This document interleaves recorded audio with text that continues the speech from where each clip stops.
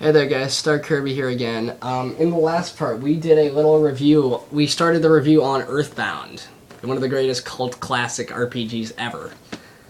Now then, as I was saying in the last part, Earthbound had a horrible ad campaign, and it essentially tanked here in America. Now, another reason as to why it was bad was because it came in this humongous, oversized box. Now, why did it come like this?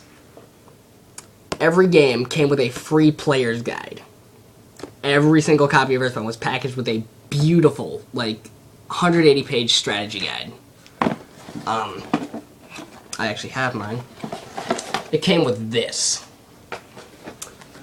Humongous, colorful 80-page strategy guide. And here's a proof of Earthbound's scratch and sniff ad campaigning, is that they gave you these little scratch and sniffs.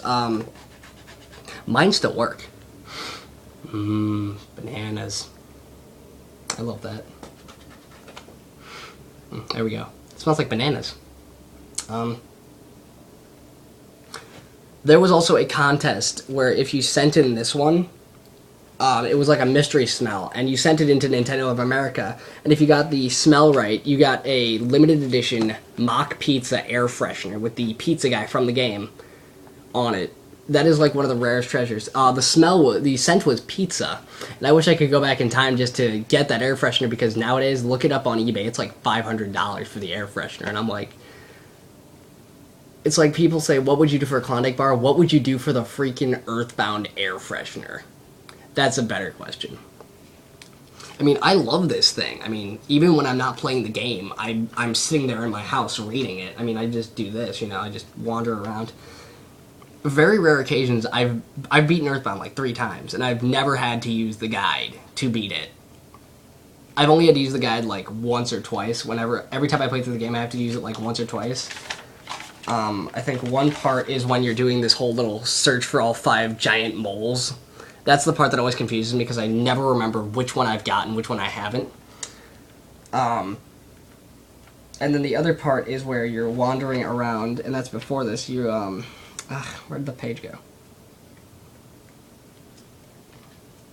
God, this is so annoying. I can't remember. Where is it? God. Here it is. You have to do like this cave quest where it's like a trading quest, and it's so annoying because the music down there is bad. It's not bad. I mean, the music in this game is fantastic. That's another thing. This game had its own official soundtrack, and that's another reason as to why it's really good, is because the music is fantastic. Yeah, so you got the guide with the game. Look at how much stuff they put on the back of the guide. I mean, you don't see that on Pokemon Platinum's guidebook, no. I mean, look at how thin it is. It walks you through the whole game. From start to finish. From, Winnet to, the Cave of the Past, essentially. It tells you all your enemy info. Mine did not come in my cartridge didn't come in the big tray thing that it came in. I just got this thing, but I like it. Yeah, see, here's my cartridge. It's brand new. There's only a few scratches, but you can never see them unless you hold it right up to a light. Coolest thing was, I was wandering around the Yorktown Mall out here, and I went into the shop called Guerrilla Games that my friend Jason told me about, and he was like, yeah, dude, they sell a ton of old games, and I'm like, that's cool. And I was looking for Kirby's Dream Land 3 at the time, and I saw this thing sitting in the back, and I'm like, oh my god, that's freaking Earthbound. So I pleaded with my dad. I'm like, Dad, we gotta get this, otherwise this game will be gone. It's like, no. And he's like, oh, just wait until Christmas. I'm like, no, by Christmas thing will be gone. Then we'll have to buy a copy on eBay, and that's gonna be horrible. And so we got it, and the coolest thing is that I went there a month ago, and when I went there when Earthbound was there was 10 people there. I went there and not a soul was there. My thought is, they came here just to see this. And luckily, I'm the lucky soul who got it. Complete box sets like this. I mean, mine doesn't even have all the Nintendo stuff that it came with. Mine just has the guide, the cart, and the box. That's all that I need. I don't need all the ads and stuff. It would be cool to have, though, because they gave you extra scratch and sniffs, which I wish I had, so I could just carry them around and use them as stuff. I don't know. It'd be cool. But sets like this on eBay, during the holiday season, they go up to $600. So don't get a copy of this at the holidays anyways. So, Mother 2 was a hit in Japan. Earthbound tanked beyond belief. Now, a few years later, a supposed prototype of the original NES game that NOA worked on was found and was in the hands of a collector, which sold for about, I think, 1,000. This guy called this emulation team called Demiforce was already working on a Mother 1 translation at the time. But when they heard that this reproduction card or this prototype had been found, they thought, well, why reinvent the wheel? We should just, go in. So they pulled their money together, and I think it was about $1,000, and they got the thing. And then they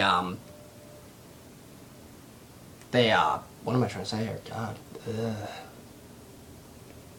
They took the ROM and they dumped it onto an emulator, and it was renamed Earthbound 0, so as to not confuse people with this Earthbound, and to show that it was the original Earthbound 0, because this.